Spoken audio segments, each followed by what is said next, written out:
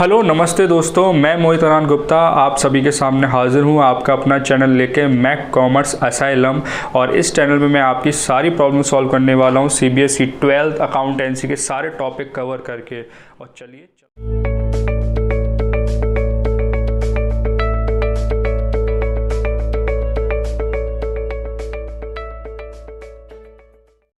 तो फिर आज हम स्टार्ट करते हैं एक नया टॉपिक इंटरेस्ट ऑन कैपिटल का।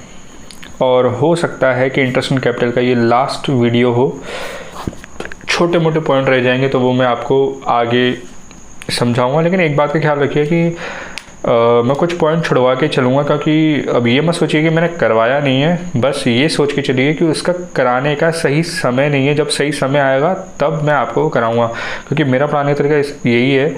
और जिसका सही समय होता है तभी मैं उसे पढ़ाता हूँ, तो वो उस सही समय पे बहुत अच्छे से समझ में भी आता है ना। तो चलिए इंटरेस्ट ऑन कैपिटल के हमने ये शायद तीसरी वीडियो है आज न्यूमेरिकल की। हमने पहली वीडियो में इंटरेस्ट ऑन कैपिटल के सिंपल क्वेश्चन करे थे, दूसरी में हमने क्लोजिंग कैपिटल के साथ हमने कुछ क्वेश्चन करे थे। और आज हम करने वाले हैं थोड़े डिफ़िकल्ट क्वेश्चंस, और उसके साथ एक इम्पॉर्टेंट टॉपिक जो मैं अभी स्टार्ट कर रहा हूँ, है ना। इंटरेस्ट ऑन कैपिटल आपको पता है क्या होती है। अब हम बात करने वाले हैं, बहुत ज़्यादा इम्पॉर्टेंट है ये, बहुत ज़्यादा। अगर टीचर अभी पता करना चाहता है कि भैया आप कितना डिटेल में जाके पढ़े हो, तो ये पॉइंट इंपॉर्टेंट है। Interest on capital detail point है ना। एग्ज़ाम में भी ये पूछा जा सकता है, वाइवा में ये पूछा जा सकता है। और अगर टीचर ये पता करना चाहता है कि बच्चा कितना इंटेलिजेंट है, तो शायद वहाँ पे भी ये पूछा जा सकता है, क्योंकि ये काफ़ी डिटेल पॉइंट है। तो हम बात करते हैं, और इस पर भी कई क्वेश्चन आ चुके हैं। तो हम बात करते हैं interest on capital as a charge या फिर as a treated as a expense. और इधर पहला केस फर्स्ट ये है और केस सेकंड ये है कि अगर इस तरीके से आता है तो फिर हमें इंटरेस्ट ऑन कैपिटल का क्या करें। तो एज अ चार्ज और ट्रीटेड एज अ एक्सपेंस, और इधर as a appropriation, as a appropriation. और हम बात कर सकते हैं, या फिर क्वेश्चन जो है साइलेंट है, अगर क्वेश्चन साइलेंट है तो भी एज अ एप्रोप्रिएशन माना जाएगा। अब जरा हम समझते हैं बात को कि दोनों में फ़र्क क्या है ना। As a charge, as a expense, ये और लगा के लिख देता हूँ मैं। इसका मतलब क्या है, देखिए इंटरेस्ट ऑन कैपिटल वैसे तो देखिए क्या होता है कि इंटरेस्ट ऑन कैपिटल तभी दी जाएगी, वैसे मैं बता देता हूँ आपको, इंटरेस्ट ऑन कैपिटल तभी दी जाती है। ये दी कहाँ जाती है, पहले ये दी जाती है P&L एप्रोप्रिएशन। और लास्ट वीडियो में जब P&L एप्रोप्रिएशन मैंने बताया था आपको, तो P&L एप्रोप्रिएशन अकाउंट क्या होता है, इसका मतलब ये होता है कि इधर हम प्रॉफिट को ठिकाने लगाते हैं कि भैया प्रॉफिट को कहाँ कहाँ देना है ना। तो प्रॉफिट में से हम, आपको याद होगा P&L एप्रोप्रिएशन का, मैं थोड़ा देखता हूँ आपको बताने की कोशिश कर। जैसे कि ये है P&L एप्रोप्रिएशन, आपको पता है कि प्रॉफिट इधर लिखा जाता है, P&L अकाउंट से आता है, और इंटरेस्ट ऑन ड्राइंग इधर लिखी जाती है। और प्रॉफिट और इंटरेस्ट ऑन ड्राइंग में से ही सैलरी दी जाती है, कमीशन दी जाता है, इंटरेस्ट ऑन कैपिटल दिया जाता है, मतलब प्रॉफिट में से। अब प्रॉफिट हो गया, P&L एप्रोप्रिएशन में क्या होता है, P&L अकाउंट और P&L एप्रोप्रिएशन में क्या डिफरेंस था। P&L अकाउंट का मतलब ये होता है कि हमें इधर प्रॉफिट और लॉस निकालना है। जब प्रॉफिट आ गया तो इस प्रॉफिट को पार्टनर में कैसा बांटा जाएगा, पार्टनर में सैलरी दी जाएगी, पार्टनर में इंटरेस्ट ऑन कैपिटल दिया जाएगा, पार्टनर को कमीशन दिया जाएगा। तो ये सब प्रॉफिट में से दिया जाता है। तो एक बात समझ में आती है कि इंटरेस्ट ऑन कैपिटल जो दिया जाएगा पार्टनर को, वो दिया जाएगा फर्म के प्रॉफिट से। तो ये बात बहुत ध्यान से समझिए, है ना। अब आते हैं अपने टॉपिक पर। तो जैसे कि मैंने बताया कि इंटरेस्ट ऑन कैपिटल जो कहाँ दिया जाता है, P&L एप्रोप्रिएशन में दिया जाता है। कहाँ से दिया जाता है, प्रॉफिट से, है ना। तो अगर प्रॉफिट ना हुआ तो, है ना, तो ये भी बात है। तो अब यहाँ से हमारा पॉइंट स्टार्ट होता है कि अब अगर इंटरेस्ट ऑन कैपिटल अगर एज अ चार्ज है और ट्रीटेड एज अ एक्सपेंस है तो क्या करेंगे, केस फर्स्ट। और अगर case second as a appropriation है और या फिर क्वेश्चन साइलेंट है तो क्या करेंगे। लेकिन हम दोनों में डिफरेंस समझते हैं पहले, इन दोनों में डिफरेंस क्या है ना। ये पहला केस क्या कहता है, पहला केस ये कहता है कि ये एक्सपेंस है, एज अ चार्ज है। चार्ज अगेंस्ट प्रॉफिट का मतलब क्या होता है, देखिए अभी आने वाले टाइम में बहुत सारे चीज़ें आपको पता होनी चाहिए। तो ये चीज़ें छोटी मोटी हैं जो आपको ध्यान में रखनी चाहिए कि लिमिटेड लिएबिलिटी क्या होता है, अनलिमिटेड लिएबिलिटी क्या होता है, चार्ज अगेंस्ट प्रॉफिट क्या होता है। तो ये चीज़ें बहुत काम आती है थ्योरी वाइज और न्यूमेरिकल वाइज भी, है ना। चार्ज अगेंस्ट प्रॉफिट का मतलब होता है कि प्रॉफिट हो या ना हो, लेकिन हमें वो चीज़ देनी पड़ेगी, है ना। और या फिर हम उसे ट्रेडेड एज अ एक्सपेंस भी बोल सकते हैं। अब P&L अकाउंट बनाते थे हम, तो P&L अकाउंट में हम सारे खर्चे लिखते थे ना, चाहे प्रॉफिट हो या ना हो, इट डजंट मैटर, है ना। तो ऐसे ही इधर आईओसी भी हम चार्ज अगेंस्ट प्रॉफिट मानेंगे। क्या मानेंगे? Charge against profit. इसका मतलब है कि आपको आईओसी फुल देनी पड़ेगी, चाहे प्रॉफिट हो या ना हो। इधर ज़्यादा सोचने की ज़रूरत नहीं है, क्योंकि ये एज अ एक्सपेंस माना गया है, एज अ चार्ज माना गया है। इसका मतलब है कि आपको आईओसी पूरी देनी पड़ेगी, चाहे प्रॉफिट हुआ, प्रॉफिट बचा हो या ना बचा हो, या प्रॉफिट हुआ हो या ना हुआ हो, इट डजंट मैटर। लेकिन इधर क्या केस है? इधर ये कहता है कि ये एप्रोप्रिएट है। एप्रोप्रिएट का मतलब समझते हो? अच्छा, P&L एप्रोप्रिएशन का मतलब क्या है? इधर एप्रोप्रिएशन का मतलब क्या होता है? यहाँ पे भी ये वर्ड आ रहा है, यहाँ पे भी ये वर्ड आ रहा है। एप्रोप्रिएशन अकाउंट, इधर भी एप्रोप्रिएशन है। तो P&L एप्रोप्रिएशन का मतलब ये होता है कि प्रॉफिट को डिस्ट्रीब्यूट करना है, प्रॉफिट को एलोकेट करना है। क्या करना है? प्रॉफिट को डिस्ट्रीब्यूट करना है या फिर एलोकेट करना है। तो जब प्रॉफिट होगा तभी तो कोई चीज़ एलोकेट करोगे, तभी तो प्रॉफिट बांटोगे। जब प्रॉफिट हो ही नहीं रहा तो आप दे नहीं सकते। तो ये कह रहा है कि आईओसी तभी दी जाएगी जब इधर प्रॉफिट होगा, है ना। प्रॉफिट होगा तभी दी जाएगी। अगर नो प्रॉफिट नो आईओसी। समझ में बात? अगर लॉस हो गया तो भी आईओसी नहीं दी जाएगी।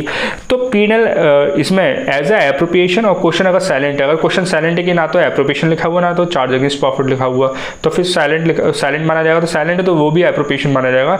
एप्रोप्रिएशन केस में जब प्रॉफिट होता है तभी आईओसी दी जाएगा। इसके भी कई सारे केस हैं, इसको हम डिटेल में समझेंगे।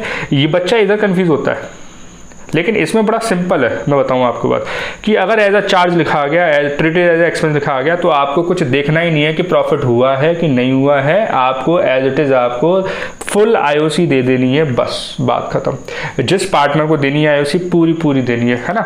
अब इधर केसेस बनते हैं, तो मैं इसको थोड़ा डिटेल में लेता हूँ और पूरा एग्जाम्पल लेके आपको समझाऊंगा कि कैसे करना है केसेस के साथ, है ना। तो इधर क्या है? प्रॉफिट हुआ है तभी देंगे। अब हो सकता है कम प्रॉफिट हुआ हो, है ना, प्रॉफिट हुआ ही नहीं है, लॉस हुआ है, तो फिर क्या करेंगे? तो इधर प्रॉफिट के ऊपर डिपेंड करता है एज ए एप्रोप्रिएशन में। तो सबसे पहले मैं समझाता हूँ आपको एज अ चार्ज, ठीक है। तो चलिए समझते हैं। मान के चलते हैं, एक और बात दिमाग में रखनी है कि अगर पार्टनरशिप डीड साइलेंट है तो आपको फिर इंटरेस्ट ऑन कैपिटल तो देना ही नहीं है। पहली बात तो ये आप बहुत अच्छे से जानते हो। अगर पार्टनरशिप डीड साइलेंट है या फिर एब्सेंट है, ये तो हमने मतलब 2-3 वीडियो पहले हमने समझ लिया था, जब मैंने पार्टनरशिप डीड वाली वीडियो में आपको ये समझाया था, वो बहुत डिटेल में समझाया था कि पार्टनरशिप डीड अगर साइलेंट है या एब्सेंट है तो किन चीज़ों पर ध्यान देना चाहिए। प्रॉफिट शेयर रेशियो और इंटरेस्ट ऑन लोन, जो पार्टनर लोन दे रहा है उस पर। बाकी किसी चीज़ को हम ना तो लेते हैं पार्टनर से ना देते हैं, है ना। तो पार्टनरशिप डीड साइलेंट है तो इसमें तो कोई केस ही नहीं बनता आईओसी का। दूसरा केस कि अगर एज अ चार्ज है, तो एज अ चार्ज है पहला पॉइंट। दूसरा पॉइंट, अच्छा अब पार्टनरशिप डीड कह रहा है कि आईओसी देना है, तो आईओसी देना है तो फिर 2 केस बनेंगे। पहला केस ये हो गया एज अ चार्ज, और दूसरा केस क्या हो गया? एज अ एप्रोप्रिएशन, जो अभी हमने पीछे समझा, है ना। तो पहले तो क्वेश्चन पढ़ लो भाई, पहले तो क्वेश्चन पढ़ लो कि कहीं साइलेंट तो नहीं है। पता चला कि आप करने में लगे हुए हो और एंड में निकल के आता है कि भाई पार्टनरशिप डीड तो साइलेंट है, और पता लगा हमने इंटरेस्ट कैपिटल हमने कैलकुलेट कर लिया, ये कर लिया, वो कर लिया।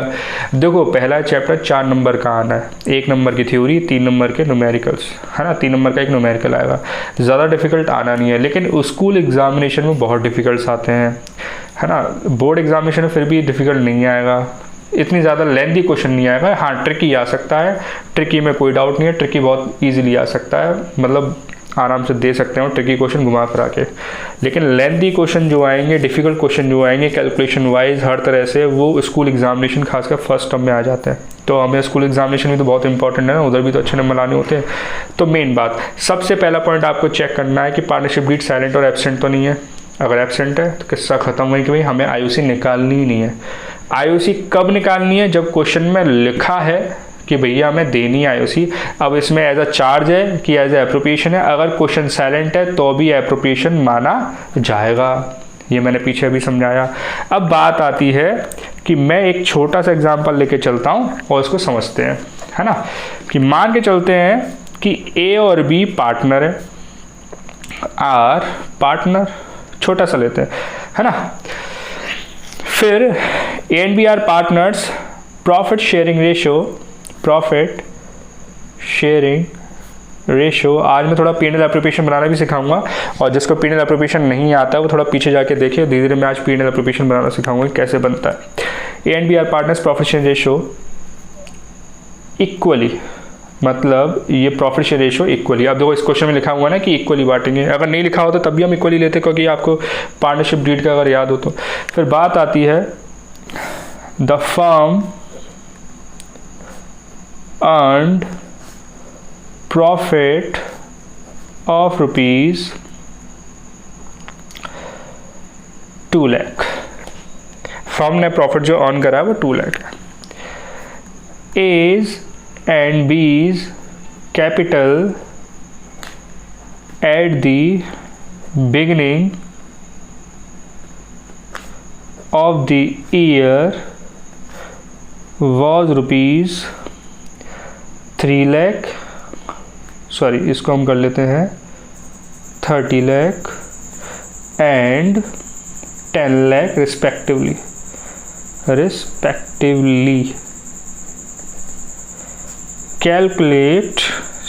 Prepare P&L appropriation account. Partners are entitled IOC at the rate 10% per annum as a charge against profit, और या फिर ये लिखा आ सकता है कि ये एक्सपेंस भी माना जा सकता है। तो ये लिखा हुआ है। चलो ये क्वेश्चन है ना। अब बात करते हैं इसको, ज़रा देखते हैं अच्छे से कि क्या है क्या नहीं है। चलिए अब सबसे पहले हमें देखना है कि पी एंड एल एप्रोप्रिएशन में बनाना तो है, लेकिन क्या क्या आएगा। प्रॉफिट दे रखा है 2 लाख का, ठीक है भाई। इनकी कैपिटल 30 लाख 10 लाख, ठीक है भाई। अब पी एंड एल एप्रोप्रिएशन हमें प्रिपेयर करना है आईओसी के साथ, क्योंकि आईओसी हम देंगे तो कहाँ से देंगे, पी एंड एल एप्रोप्रिएशन में देंगे, तभी पार्टनर को मिलेगी बाद में।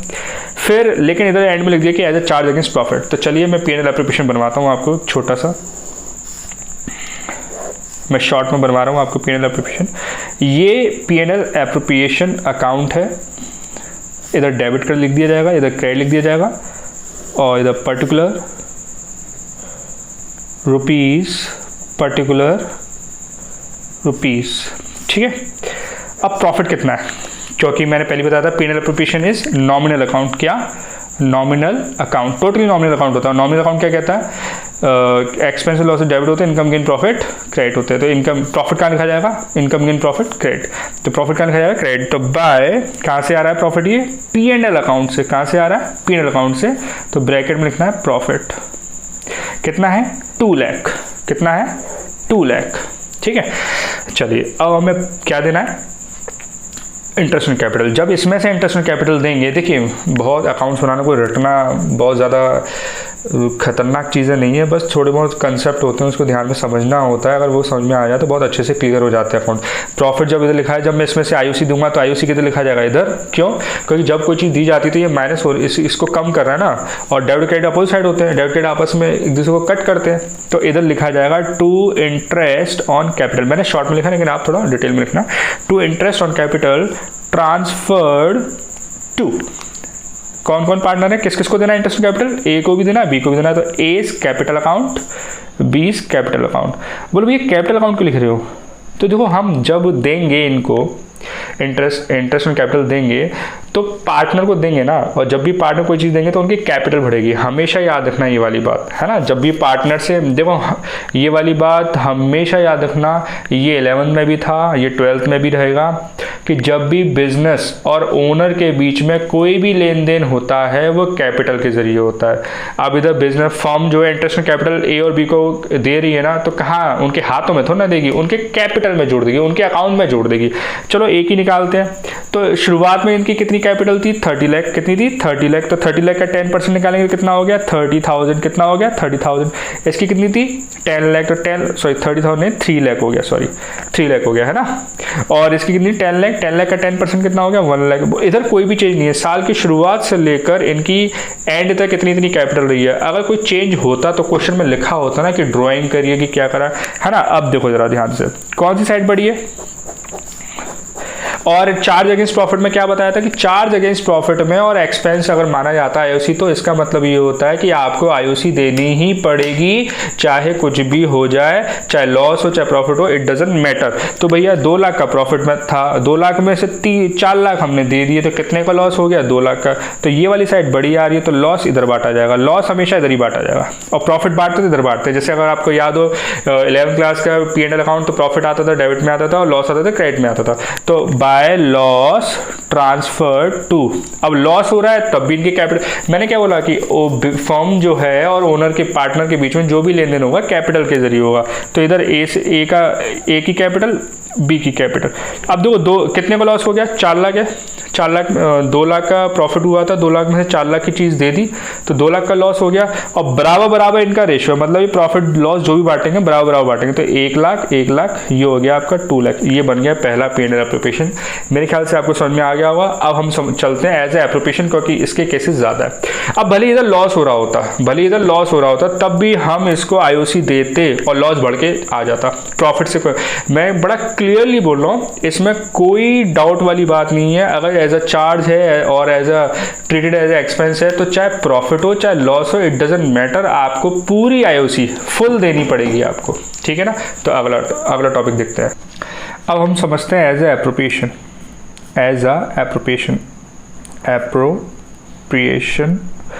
अब एज ए एप्रोप्रिएशन में कई केस बनते हैं। केस फर्स्ट, मैं थोड़ा इसमें केसेस ज़्यादा है, थोड़ा लेंदी पॉइंट है, तो समझते हैं कि करके। एज अ एप्रोप्रिएशन का मतलब समझे कि आईओसी दी तो जाएगी, लेकिन अगर हमारे पास एप्रोप्रिएट प्रॉफिट है तो अगर प्रॉफिट कम है तो कम दी जाएगी आईओसी, है ना। अगर एप्रोप्रिएट प्रॉफिट है तो फुल दी जाएगी। पहला केस, पहला पॉइंट, है ना। दूसरा पॉइंट, अगर आईओसी ज़्यादा है और प्रॉफिट है कम, तो हम इधर आईओसी देंगे तो सही, लेकिन कैपिटल रेशो में। लेकिन फॉर एग्जांपल कि आईओसी मान लो 10 लाख बैठ रही है पार्टनर्स की, 3-4 पार्टनर्स की, और प्रॉफिट है 8 लाख, तो कैसे दे दोगे आप, दे नहीं सकते, है ना। और इसमें तो ये बोल रहा है कि जितना प्रॉफिट है उसी में से दिया जाएगा, इससे आगे नहीं दिया जाएगा। एज अ एप्रोप्रिएशन का मतलब ये होता है कि प्रॉफिट को बांटना है, प्रॉफिट को एलोकेट करना है। जब प्रॉफिट है मान लो 5 लाख, तो 5 लाख से ज़्यादा थोड़ा ना बांट सकते आप, तो 5 लाख में से ही करना पड़ेगा जो करना है भैया, इसके आगे कुछ नहीं कर सकते आप। लेकिन एज अ चार्ज में क्या होता था कि भैया देना पड़ेगा चाहे कुछ भी हो, है ना, चाहे कम हो चाहे ज़्यादा हो। तो इसके कई सारे केस हैं, तो मैं डिटेल में आपको केस समझाने वाला हूँ। पहला केस कि अगर आईओसी कम है प्रॉफिट ज़्यादा है, मान लेते हैं, पहले मैं शॉर्ट में समझाता हूँ फिर डिटेल में। मान लेते हैं कि आईओसी है 5 लाख और प्रॉफिट है 7 लाख। तो आईओसी कम है, मतलब हम प्रॉफिट में से आईओसी दे सकते हैं। तो इस वाले केस में आईओसी पूरी दी जाएगी। कैसी दी जाएगी, फुल, है ना। ये सॉल्यूशन है जो समझा रहा हूँ, ये है ना, समझना। सेकंड, अगर आईओसी, अब इधर प्रॉफिट है हमारे पास पूरा 7 लाख है, 7 लाख में से अगर 5 लाख दे देंगे तो क्या जा रहा है, बाकी पार्टनर बांट लेंगे आपस में, तो आईओसी पूरी देंगे क्योंकि हमारे पास प्रॉफिट है। और अगर आईओसी बराबर है प्रॉफिट के, फॉर एग्जांपल ये भी 5 लाख है, ये भी 5 लाख है, तो भी आईओसी हम पूरा देंगे, फुल। समझ में आई बात, क्योंकि हमारे पास प्रॉफिट अवेलेबल है। फिर थर्ड पॉइंट आता है जो कि सबसे ज्यादा इंपॉर्टेंट है कि आईओसी है कम, आईओसी है ज़्यादा और प्रॉफिट है कम। फॉर एग्जांपल कि आईओसी है 5 लाख और प्रॉफिट है 3 लाख। भैया 3 लाख का प्रॉफिट है, अब 3 लाख के प्रॉफिट में से 5 लाख कैसे दें। तो फिर इधर समझने वाली बात है कि आईओसी दिया तो जाएगा, लेकिन आईओसी ऑफ 5 लाख नहीं देंगे, क्योंकि 5 लाख तो अवेलेबल है ही नहीं है। तो कितना देना पड़ेगा? देना तो पड़ेगा, हम देंगे 3 लाख, और वो भी किस रेशो में? कैपिटल रेशो में। ये रेशो पॉइंट में समझाऊंगा कि कैसे बांटते हैं प्रॉफिट वगैरह, है ना, जब हम डिटेल में जाएंगे पीएनएल एप्लीकेशन तब। फिर फोर्थ केस आता है कि अगर लॉस हो रहा है, जब लॉस हो रहा है तो आईओसी दे ही नहीं सकते। तो ये आपके 4 केस हैं, इसको हम डिटेल में समझने वाले हैं, जो कि सबसे ज़्यादा इंपॉर्टेंट है ये वाला थर्ड वाला पॉइंट। अदरवाइज इसमें कोई दिक्कत वाली बात नहीं है। तो थर्ड वाला पॉइंट ज़रा ध्यान से समझना, इट इज़ वेरी इंपॉर्टेंट, और यही पूछा जाता है सबसे ज़्यादा, क्योंकि उधर तो कोई किस्सा ही नहीं था एज अ चार्ज में क्या था भैया, पूरी आईओसी देनी है। इधर भी हम पूरी आईओसी दे रहे हैं, इधर भी हम पूरी आईओसी दे रहे हैं, इधर हम आईओसी दे ही नहीं रहे। इधर क्यों दे रहे हैं पूरी आईओसी? क्योंकि हमारे पास प्रॉफिट अवेलेबल है, हम प्रॉफिट में से दे सकते हैं। इधर क्यों नहीं दे रहे? क्योंकि लॉस है भैया, लॉस में दे नहीं सकते एज ए एप्रोप्रिएशन। हाँ, लॉस में कब देंगे आईओसी, ये भी क्वेश्चन आ सकता है कि लॉस में कब देंगे। तो लॉस में तब देंगे जब IOC charge against as a profit होगी तो, है ना। और ये वाला इंपॉर्टेंट पॉइंट है थर्ड वाला, इसको हमें समझना पड़ेगा कि इसमें पूरी आईओसी नहीं देते, जितना प्रॉफिट है उतनी आईओसी देंगे, क्योंकि हमारे पास इतना प्रॉफिट अवेलेबल नहीं है कि हम पूरी आईओसी दे सकें, वो भी कैपिटल रेशो में। तो इसको समझना पड़ेगा, है ना। तो चलिए मैं हर एक के न्यूमेरिकल करके आपको बताता हूँ और समझते हैं फिर, है ना। तो फर्स्ट केस लेते हैं, केस फर्स्ट। तो फर्स्ट केस लेते हैं जिसमें कि मैंने बताया था कि आईओसी अगर कम है और प्रॉफिट अगर ज़्यादा है, फॉर एग्ज़ाम्पल जैसे कि आईओसी है 10 लाख और प्रॉफिट है 20 लाख, तो फिर क्या हुआ, है ना। तो मैंने बताया था इसमें पूरी आईओसी दी जाएगी। अब रीज़न है पूरी आईओसी क्यों देंगे। पहली बात तो हम केस क्या कर रहे हैं, केस है एज ए एप्रोप्रिएशन। मैं कई बार रिपीट कर रहा हूँ, वो लोग भी बार बार क्यों रिपीट कर रहे हैं, मैं बार बार इसलिए रिपीट कर रहा हूँ जिससे कि आपके माइंड में ये वाली बात बैठ जाए। एज ए एप्रोप्रिएशन का मतलब है कि भैया प्रॉफिट में से ही देना है। अगर प्रॉफिट है तो दे दो, अदरवाइज कम है तो कम दे दो, अगर प्रॉफिट नहीं है तो बिल्कुल मत दो। बड़ा सिंपल सा फंडा है ये। अब मान लो किसी इंसान को भाई 5 रोटी खानी है, अब घर में 5 रोटी है अवेलेबल तो दे दो भैया। अब 5 से ज़्यादा है तब भी 5 ही खाएगा वो। बड़ा सिंपल सा केस है ना। जैसे मान लो किसी इंसान, ये कोई पर्सन है, अब इसको 5 रोटियाँ खानी है, घर में बनी है 10 तो खाएगा तो 5 ही ना, तो 5। अब मान लो घर में बनी है 3 रोटियाँ तो 5 तो नहीं खा सकता, है ना। तो कितनी खाएगा? 3। अब बनी नहीं है तो बिल्कुल नहीं खा सकता, है ना। तो बड़ा सिंपल सा फंडा है कि अगर प्रॉफिट अवेलेबल है तो दे दो, कम अवेलेबल है तो कम दो, और नहीं है तो बिल्कुल मत दो। तो ये एज ए एप्रोप्रिएशन का फंडा है। तो इसमें मैं समझाता हूँ कि मान लीजिए कि ए और बी पार्टनर है, इनका जो रेशो है वो इक्वली है। कैसा है? रेशो इक्वली है। और इनकी कैपिटल जो है मान लेते हैं 5 लाख और 3 लाख है। कितनी है? 5 लाख और 3 लाख। डन। तो अब इसमें हम क्या करें? तो देखो आईओसी 10 लाख देनी है, प्रॉफिट क्या हमारे पास है? बिल्कुल है। तो प्रॉफिट अगर हमारे पास है तो पूरी आईओसी दो, इसमें कोई दिक्कत वाली बात नहीं है, तो हम आईओसी दे देंगे। डन। मैं शॉर्ट में बना देता हूँ इसे, पी&एल एप्रोप्रिएशन अकाउंट। तो बाय पी&एल अकाउंट, क्योंकि ये प्रॉफिट कहाँ से आ रहा है? 20 लाख पी&एल अकाउंट से। पी&एल अकाउंट में प्रॉफिट होता है और इधर बांटा जाएगा। किस में बांटा जाएगा? पार्टनर्स में, क्योंकि प्रॉफिट पे किसका राइट होता है? पार्टनर्स का, ओनर्स का। और इधर ओनर्स कौन है? पार्टनर्स है। तो इधर हम 2 आईओसी दे देंगे। किस किस को दे देंगे? ए और बी को। तो ए कैपिटल और बी कैपिटल। अब मान लेते हैं इनको, इसकी भी कैपिटल मान लेते हैं 5 लाख है। कितनी है? 5 लाख। मैंने कुछ गड़बड़ कर दिया, चलो ठीक है, मैं क्वेश्चन को सही करता हूँ। और आईओसी जो देनी है इन दोनों को, वो भी मान लेते हैं ए को देनी है 7 लाख और बी को देनी है 3 लाख। ठीक है, तो हम दे सकते हैं। दोनों को मिला के कितनी हो गई? 10 लाख, क्योंकि जैसे कि मैंने लिखा था वैसे ही, है ना।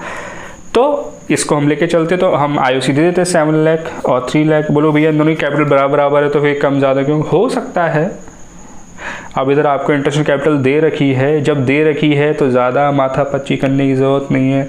आईओसी नहीं दे रखी होती तो हम दिमाग लड़ाते कि कैसे निकालनी है कैसे नहीं निकालनी है। जब दे रखी है दोनों की आईओसी, तो फिर क्यों निकालना। तो कितना हो गया इनका? 10 लाख। चलिए आगे बढ़ते हैं। फिर 20 लाख का प्रॉफिट था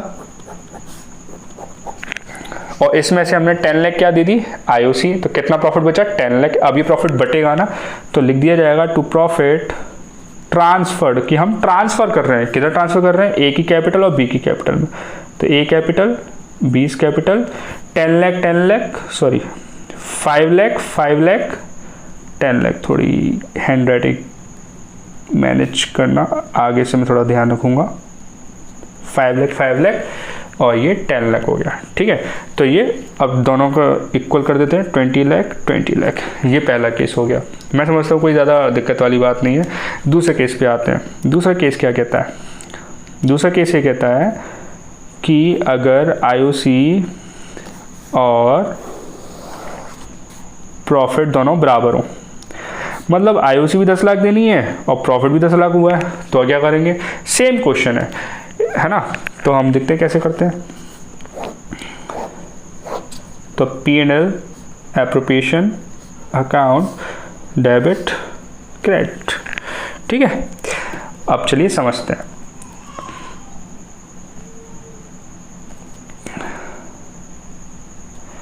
तो प्रॉफिट कितना हुआ है? बाय P&L अकाउंट 10 लाख, क्योंकि अब इधर केस अलग है, इधर प्रॉफिट 10 लाख हुआ, उधर 20 लाख था, उधर की अलग बात थी, अब इधर की बात कुछ और है ना। तो इधर देखना है। अब आईओसी कितना देना है? तो 2 interest on capital, S capital, B's capital, कितना देना है? वही लेके चलते हैं 7 लाख और 3 लाख, वही लेके चलेंगे 7 लाख और 3 लाख, ठीक है। चलिए, तो इसको हम 7 लाख देते हैं, इसे 3 लाख देते हैं, कितना हुआ? 10 लाख। अब हमारे पास 10 लाख का ही प्रॉफिट था और 10 लाख ही हमें आईओसी दे दी, तो अब प्रॉफिट बचा क्या? नहीं, तो हम नहीं दे सकते कुछ भी चीज़ें, है ना। तो अब इधर 10 लाख ही हो जाएगा, इधर भी 10 लाख हो जाएगा, दैट्स इट। अच्छा, एक और चीज़ बता दूं, जैसा हम आईओसी के साथ कर रहे हैं वैसा सैलरी के साथ भी हो सकता है, कमीशन के साथ भी हो सकता है। तो ज़रा इस पर ध्यान दीजिएगा, क्योंकि यही केस सैलरी के साथ भी है, यही केस आईओसी के साथ भी है, और दोनों मिक्स करके भी आ जाते हैं। और एक क्वेश्चन में वो भी करवाऊंगा, लेकिन आगे, है ना। तो अगले केस पर आते हैं हम, जो कि सबसे ज़्यादा इंपॉर्टेंट है। मेरे ख्याल से आपको समझ में आ गया होगा कि 7 लाख 3 लाख वैसे ही देना था, तो 7 लाख 3 लाख हमने दे दिया, 10 लाख मिला के दे दिया, और इतना ही प्रॉफिट था। जब प्रॉफिट 10 लाख का था और 10 लाख ही हमने दे दिया, तो बचा कुछ नहीं, तो प्रॉफिट बटेगा ही नहीं पार्टनर में। तो अगले केस पे आते हैं। चलिए थोड़ा इसको समझते हैं। मैंने शायद थोड़ा सा एक पॉइंट थोड़ा सा गलत बता दिया था, और मैंने बस कैपिटल रेशियो लिख दिया था, कि जबकि ये है कि ये जो दिया जाएगा इंटरेस्ट ऑन कैपिटल रेशियो के हिसाब से दिया जाएगा। किस पे दिया जाएगा? Interest on capital ratio. ये थोड़ा मिस्टेक हो गया था मुझसे, तो हम समझते हैं आगे। तो ये इंपॉर्टेंट पॉइंट है काफ़ी, तो हम इसको आगे समझते हैं क्या है क्या नहीं है। इसका केस समझते हैं।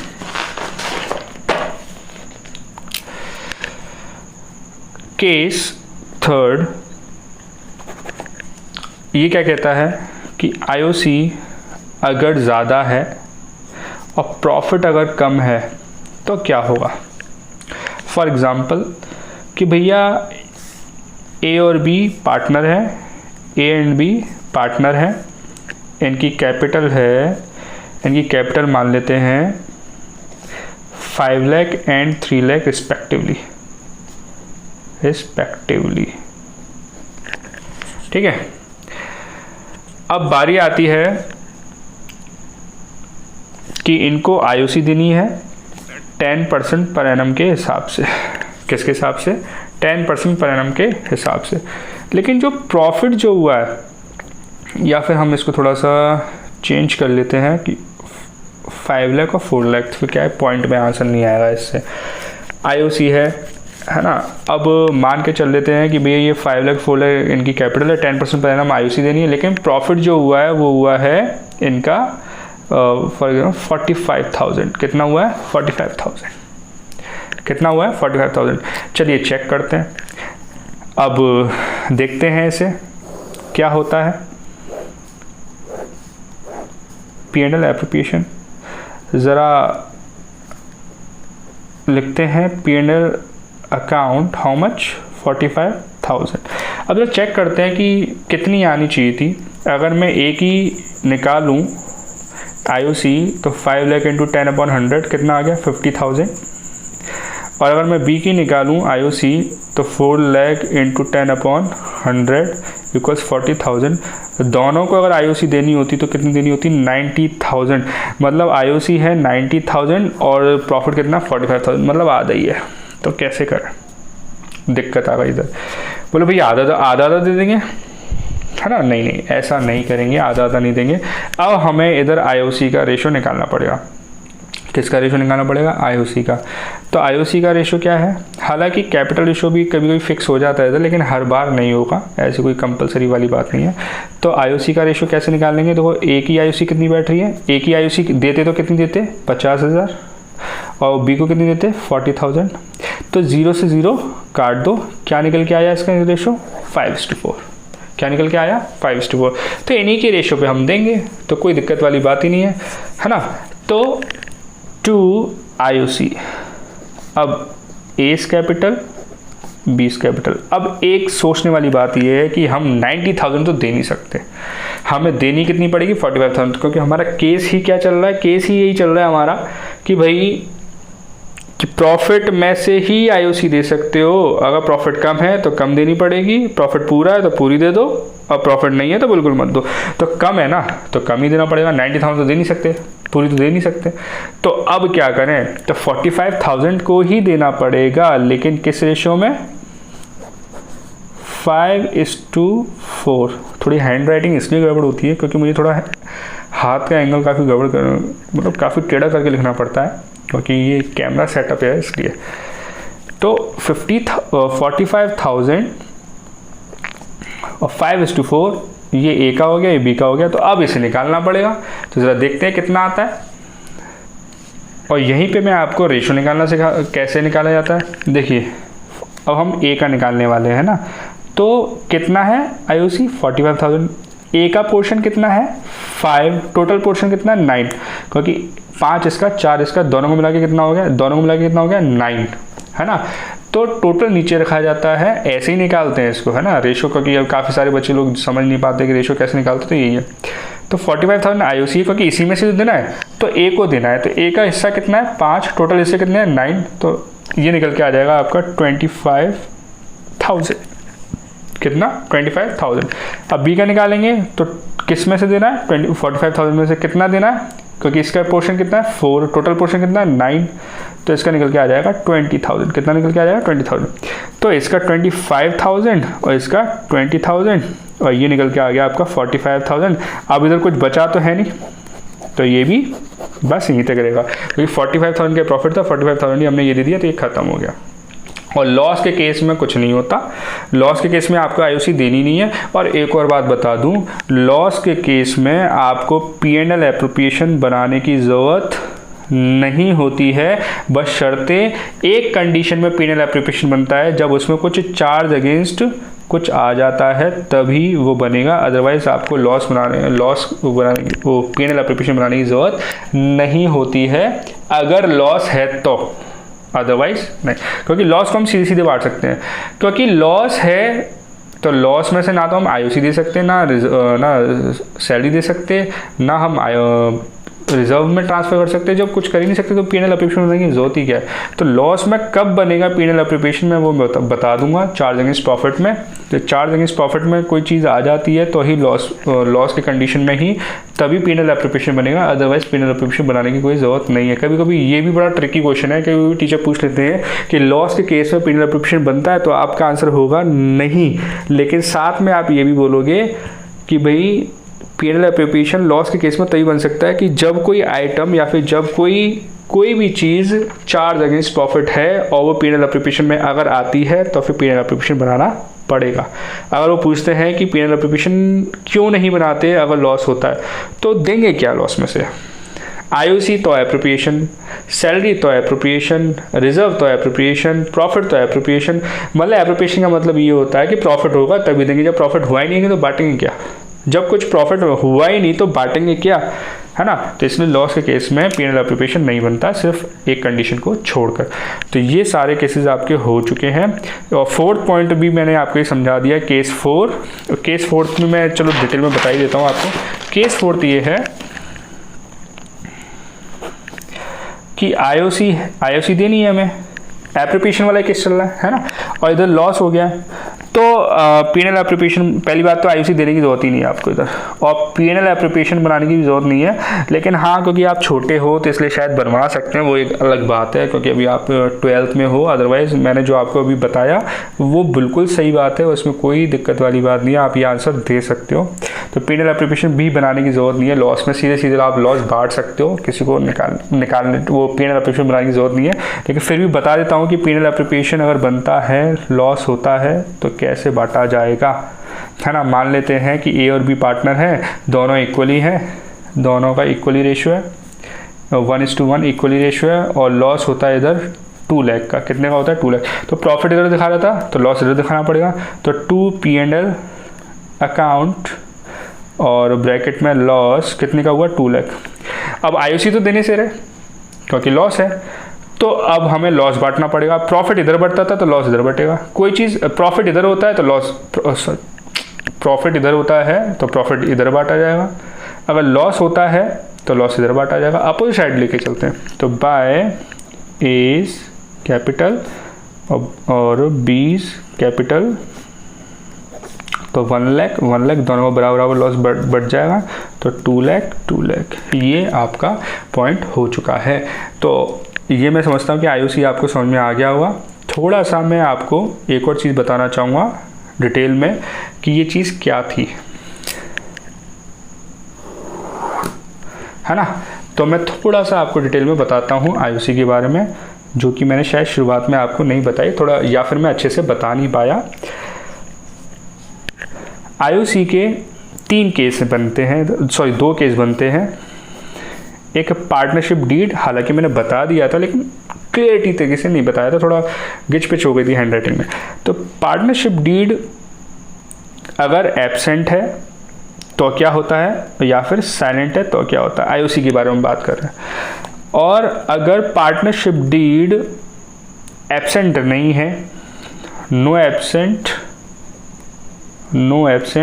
एंड नो साइलेंट, ये पार्टनरशिप डीड।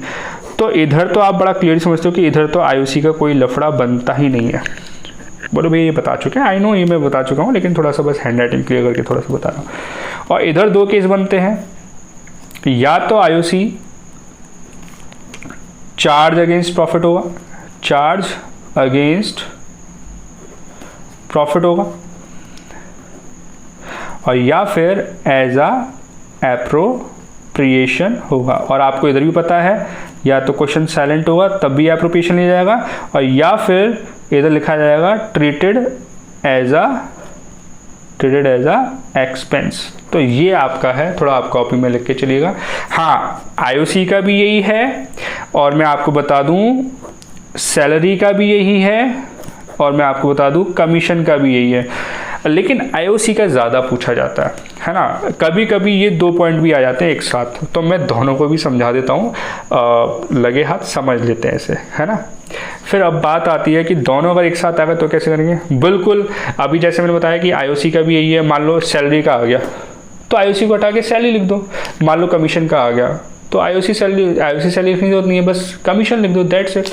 तो अगर मैं ये पूछूँ क्वेश्चन, मान लीजिए कि एक क्वेश्चन आ गया, बहुत ध्यान समझते हैं कि ए कोई पार्टनर है, इसकी कैपिटल है 5 लाख, इसको आईयूसी देनी थी 10% पर एनम के हिसाब से, समझना।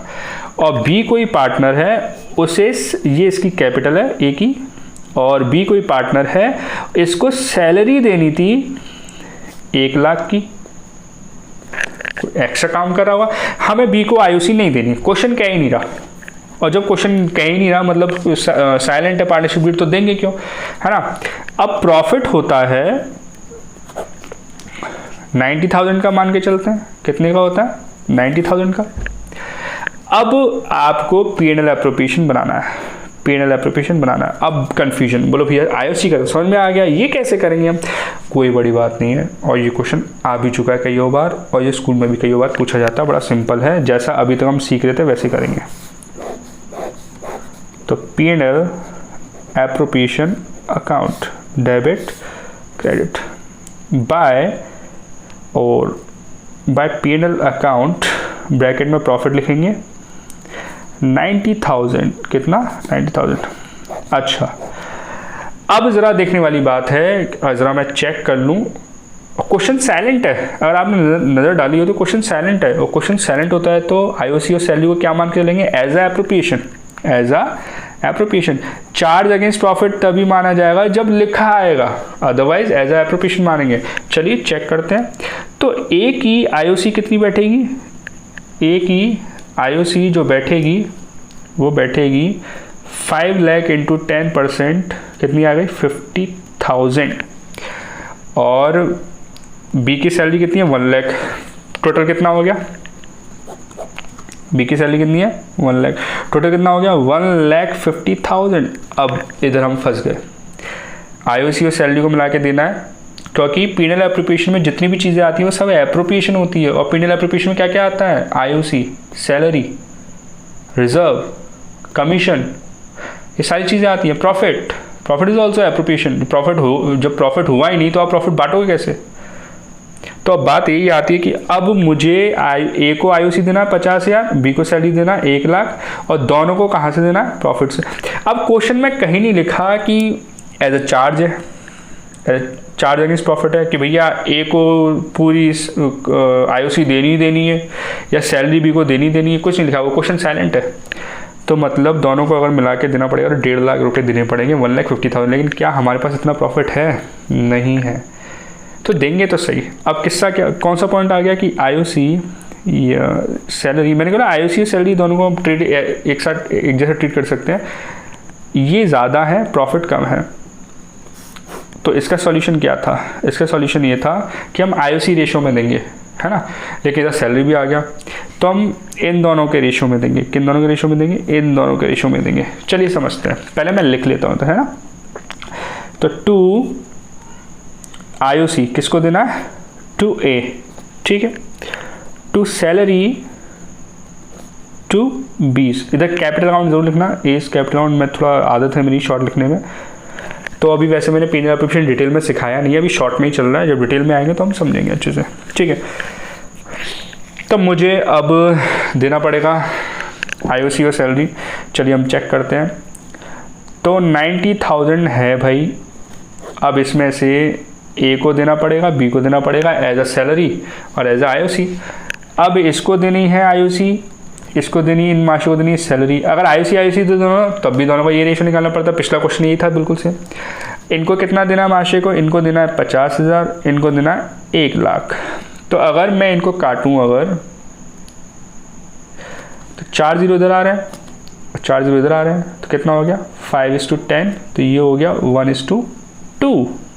तो मतलब 1:2 में देना पड़ेगा। कितने में देना पड़ेगा? 1:2 में, ठीक है। तो 90,000 का ए का कितना हिस्सा है? 1। तो मैं 1/3 निकालूं तो कितना आएगा? 30,000। तो ए को हम दे देंगे। ए को देना कितना था आईओसी? ए को देना था 50,000, क्योंकि हम 50,000 पूरा नहीं दे सकते क्योंकि हमारे पास इतना प्रॉफिट ही नहीं। तो अब कितना देंगे? 30,000। तो 30,000 दे दिया, और बचा हुआ किसे दे देंगे? बी को। अगर मैं 90,000 का 2/3 निकालूंगा तो 60,000 आ जाएगा। तो 60,000, ये हो गया हमारा आंसर सॉल्व। अब प्रॉफिट खत्म, प्रॉफिट है ही नहीं है। अब ऐसे इसमें आईओसी, सैलरी, कमीशन भी आ सकता है। फिर तीनों का रेशो निकाल लो, तीनों को दे दो ऐसे करके, है ना। तो ये हमारा आज का टॉपिक खत्म होता है। और ये काफ़ी डिटेल टॉपिक था। उम्मीद करता हूँ समझ में आया होगा। अगर कोई भी प्रॉब्लम है मुझे प्लीज़ बताइए, या फिर मेरे समझाने के तरीके में कोई भी दिक्कत होती है, या फिर मैं ढंग से बोल नहीं पाता, कि कुछ भी दिक्कत है तो मुझे प्लीज़ कमेंट करके बताइए, उससे मैं इम्प्रूव करने की कोशिश करूँगा। Thank you.